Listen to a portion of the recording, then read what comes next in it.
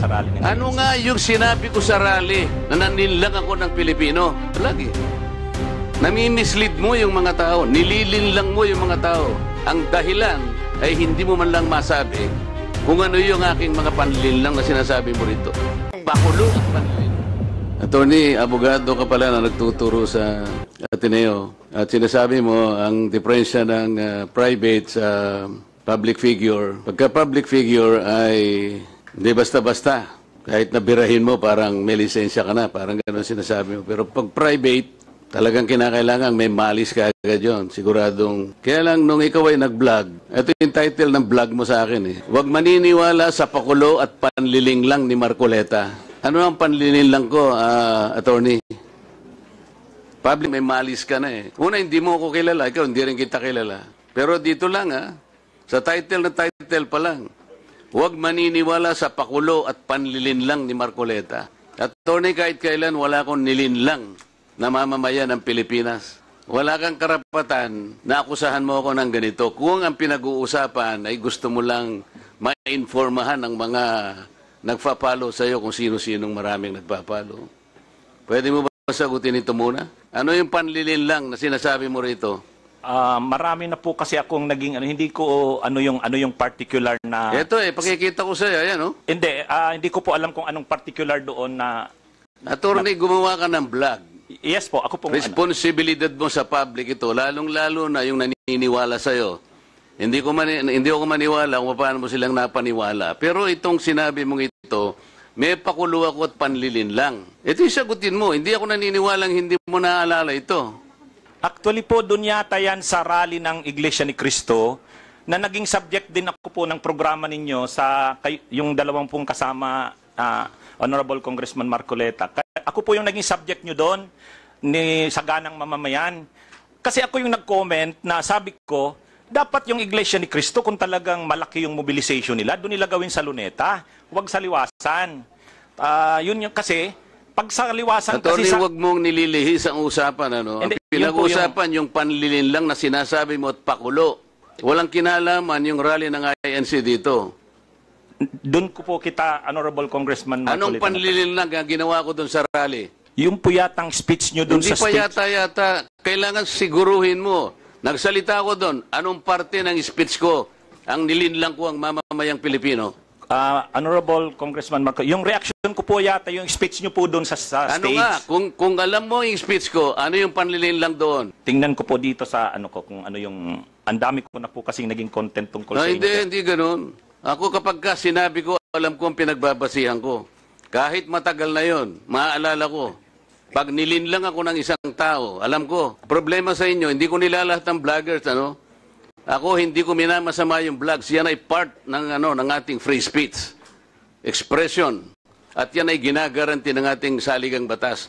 Totoo naman na kapag public figures, hindi dapat balat sibuyas. Hindi kagaya ng balat sibuyas ni Kong Barbers. Alam ko yan. Pero hindi nangangahulugan. Kailangan i-establish ninyo. I-establish mo. Ikaw ay abogado pa rin, kagaya na sinasabi mo, nagtuturo ka pa sa isang reputabling institusyon. At pagkatapos, tinatanong ko lang ngayon, ikaw ang nagbablog, Basta po tungkol po talaga yung naging topic ko po kayo, tungkol dun sa rally ng Ano ANC. nga yung sinabi ko sa rally na naninlang ako ng Pilipino? Lagi. Nami-mislead mo yung mga tao, nililinlang mo yung mga tao. Ang dahilan ay hindi mo man lang masabi kung ano yung aking mga panlinlang na sinasabi mo rito. Pakulo at panlilinlang. Hindi ganyan yung mga vloggers na kilala ko.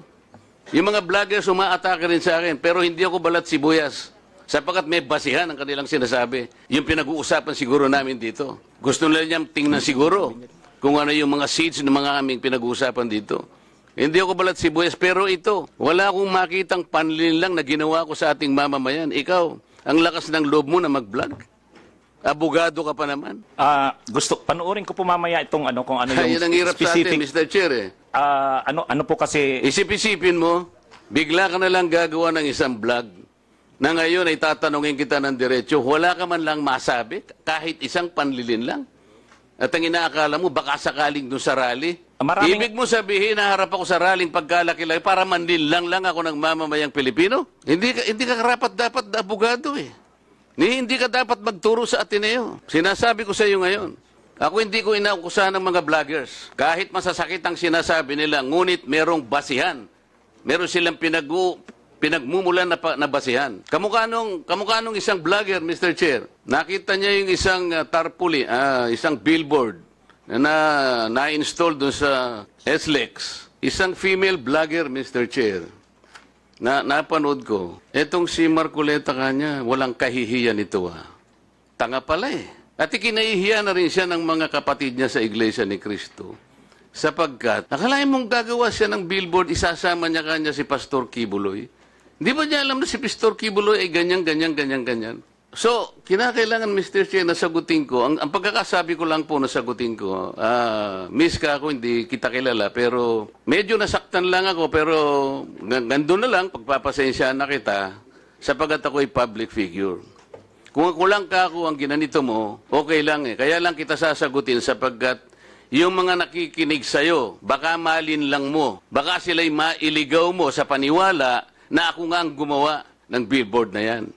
So ipinaliwanag ko, Mr. Chair, hindi ako ang gumawa ng billboard na yan. Nakita ko na lamang po na biglang kasama po ako ron. At hindi naman po ipinaalam sa akin nung gumawa. Siguro po dahil si Pastor Kibuloy po ay tumatakbo ring isang senador, inakala niya sigurong magiging maganda rin para sa kanya kung kami po'y magkasama. Ako naman po'y wala namang magagawa tungkol doon. Pero hindi ko na po, wala na po akong reaksyon sapagkat public figure nga po ako eh. Lahat kami ay tatamaan. Ito nga po yung napakagandang pagkakasalita po sa Korte Suprema eh.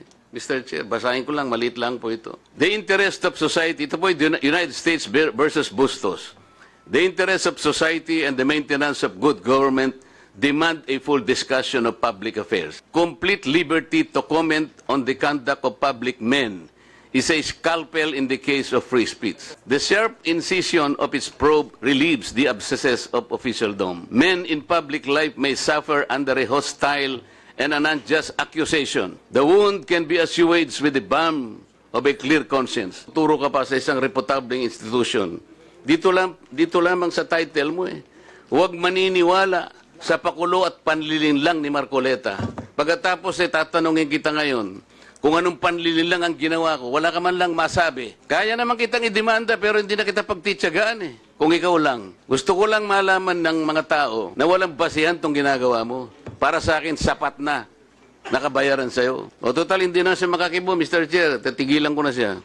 And with that, Congressman Marcoleta, that will serve as your time. As in, that will be it. So yun lang po. Siguro we'll be giving you time also to answer back on, baka panoodin mo muna yung mga vlog mo. Later on, you can approach us if you wanted to defend your dapat nga madisbar pa yan eh. You have your time, Congressman Marcoleta. We'll be giving time to Attorney Ricky to defend himself. Ano lang po to siguro, have fairness, and, Mr. Chair?